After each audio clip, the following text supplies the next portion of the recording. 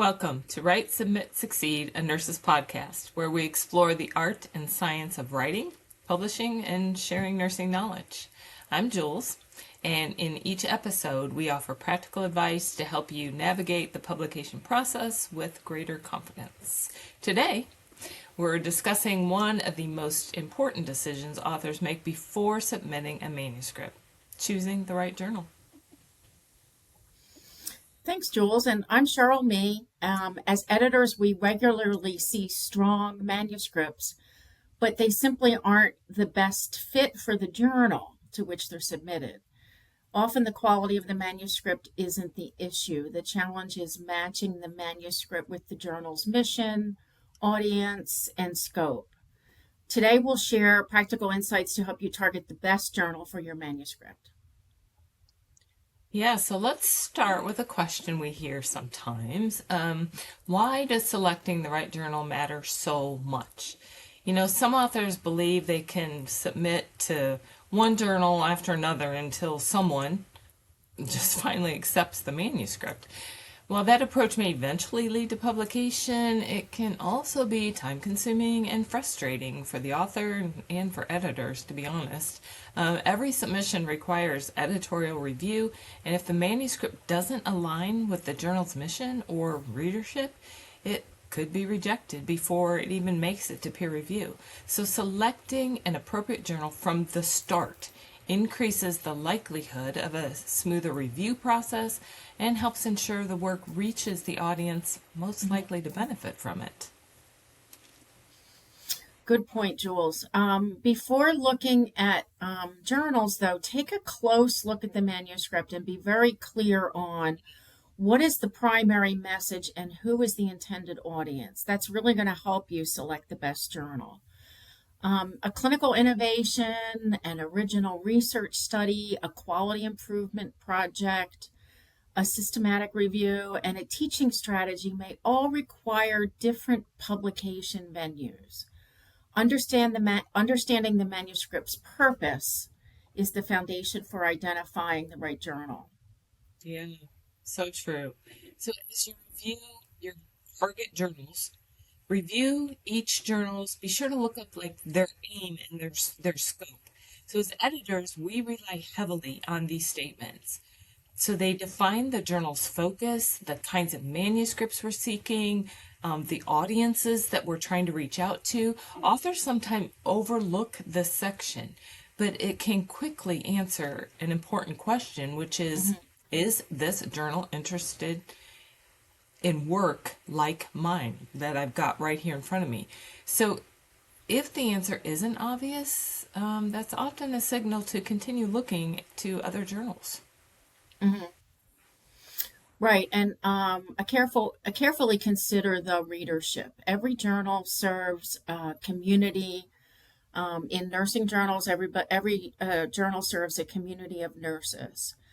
Some focus primarily on clinicians, others on educators or administrators, nurse leaders, or advanced practice nurses. When authors think first about who needs to read their work, they're much more likely to identify the journal that offers the best fit. And for American Nurse Journal, for example, we're reaching a broad audience of nurses. Articles should be relevant and practical for the general nursing profession. Oh, that's great advice. Yeah, consider the readers. Another important recommendation is to actually read the journal before submitting. That will help you narrow down the audience, number one, but it's probably one of the best investments an author can make in their writing project. Browse several recent issues of any given journal that you're interested in submitting to. Notice the topics, the writing style, the article structure, the overall tone of the articles. Ask yourself whether your manuscript complements what readers are already finding valuable while offering a fresh perspective. Editors appreciate submissions from authors who clearly understand the purpose and the aim of the journal. Good points, Jules. Editors can see right away if you know the journal. We can see that in the first paragraph. Editors also immediately notice if the writer has followed the author guidelines. We can see that right away as well. Guidelines tell the authors exactly how to prepare a submission. It covers word limits, formatting, reference style, reporting guidelines, figure requirements. Um, Follow these instructions to a T, and it demonstrates your professionalism and respect for the journal. Remember that you must follow the author guidelines in order for the editor to consider your manuscript. It's not just that we want them to look a certain way or be in a certain format, it's that that's required for us to get it to publication. Your manuscript needs to fit the journal style, and sending in your manuscript in that style demonstrates that you know the journal. Yeah, so true. Another important way to help you target the correct journal is to send a query letter to the editor of the journals that you're interested in. The query email just briefly describes the topic to the editor. So, you know, well, we'll get into that later. Look for future episode of more details on the use and the value of a query letter. In the meantime, here are several common mistakes that we've noticed. Submitting without reading the journal, ignoring the aim and the scope of a journal, exceeding word limits, using incorrect formatting, sending a manuscript outside the journal's area of interest, assuming one cover letter will work for every submission. So, but fortunately, these are all avoidable with a little preparation. And fortunately, authors have more resources available than ever before. We encourage authors to review journals cited in your reference list. That might give you some ideas of journals to target. Ask mentors and colleagues for recommendations and consult professional nursing organizations that publish journals. That might be a good fit for your topic. These resources can help you narrow the list of potential journals. And that review of the journal provides some great insights. I just wanted to add, like, you can see how subheads are used, formatting, different ways the journal presents the information, and it often helps you figure out some clever ways you can present your information in sidebars and tables and things like that. Yeah, and like, does the journal use a case study? Does the journal use like question answer format? So you learn so much by going to the journal and reading it. So that's really important stuff there. Okay, Sherry, here's one for you. So let's each do one final piece of advice to authors regarding this topic. What would be yours?